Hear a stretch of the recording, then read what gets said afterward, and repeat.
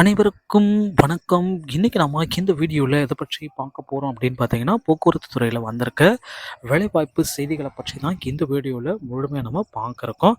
நம்ம சேனலுக்கு நீங்கள் புதிவராக இருந்தீங்கன்னா ஒரே ஒரு சப்ஸ்கிரைப் அண்ட் பெல் மட்டும் கிளிக் பண்ணி வச்சுக்கோங்க.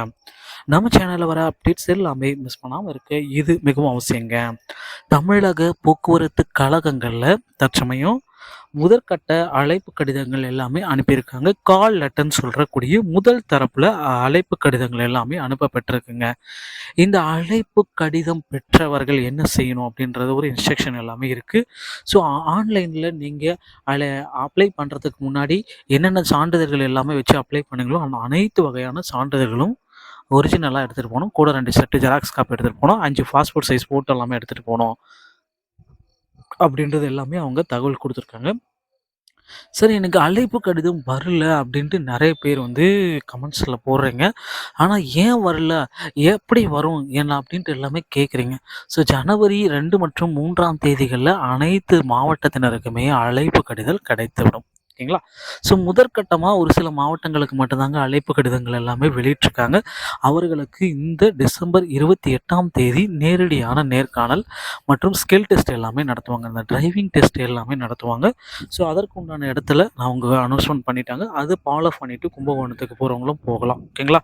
ஸோ நிறைய பேத்துக்கு வந்து பார்த்திங்கன்னா கும்பகோணம் பணிமனை, கும்மிடிப்பூண்டி பணிமனையில் தான் போட்டிருக்காங்களே தவிர மற்றபடி அடுத்த 2வது அழைப்பு ஆணை செகண்ட் செலக்ட் லிஸ்ட் வந்து பார்த்திங்கன்னா அதிகபட்சம் இன்னும் சில தினங்கள் இந்த அழைப்பு முடித்த பின்னாடி இந்த கால் லெட்டர் இந்த நேர்காணல் முடித்த பிறகு 2ஆம் செலக்ஷன் லிஸ்ட்டை நாம் கண்டிப்பாக எதிர்பார்க்கலாம்.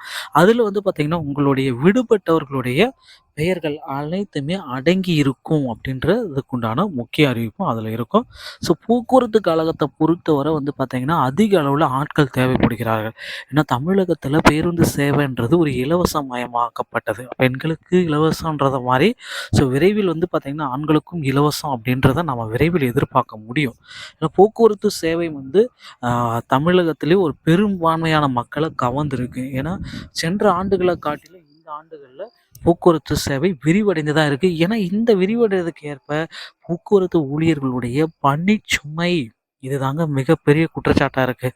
காலி பணியிடங்களை 10 ஆண்டுகளாகவே சரிவர நிரப்பாததே இதற்கு காரணம். ஆனால் இந்த ஆண்டு ஓரளவுக்கு நிரப்ப போகிறாங்க. ஆனால் ரிட்டையர்மெண்ட் பீப்புளும் இந்த ஆண்டு அதிக அளவில் இருக்கிறதுனால அதிகப்படியான பீப்புள்ஸை போக்குவரத்து கழகத்தில் நியமிக்க போகிறாங்க. ஸோ நீங்கள் எல்லாமே என்ன செய்யணும் அப்படின்னு பார்த்தீங்கன்னா, ஸோ நீங்கள் அருகாமையில் இருக்கிற 8th pass 10th pass 12th pass யாராக இருந்தாலும் சரி அருகாமையில் இருக்கிற ஆர்டிஓ அலுவலகத்தை அணுகி டிரைவிங் லைசன்ஸ் மற்றும் கண்டக்டர் லைசன்ஸை பெற்று வைத்துக் கொள்ளுங்கள். இது ரொம்ப ரொம்ப உங்களுக்கு இம்பார்ட்டண்ட்டாக இருக்கும். இப்போ விட்டால் வேலை வாங்க முடியாது மாறா. ஸோ அதனால் பயன்படுத்தி கொள்ளுங்கள். ஓகேங்களா? ஸோ அடுத்த தகவல் வந்து பார்த்திங்கன்னா போக்குவரத்து கழகத்தில் செகண்ட் செலக்ஷன் லிஸ்ட் விரைவில் நம்ம எதிர்பார்க்கலாம். தமிழக போக்குவரத்து கழக செய்திகளை நீங்கள் உடனுக்குடன் பெறனா நம்ம சேனலோடு இணைந்திருங்கள்.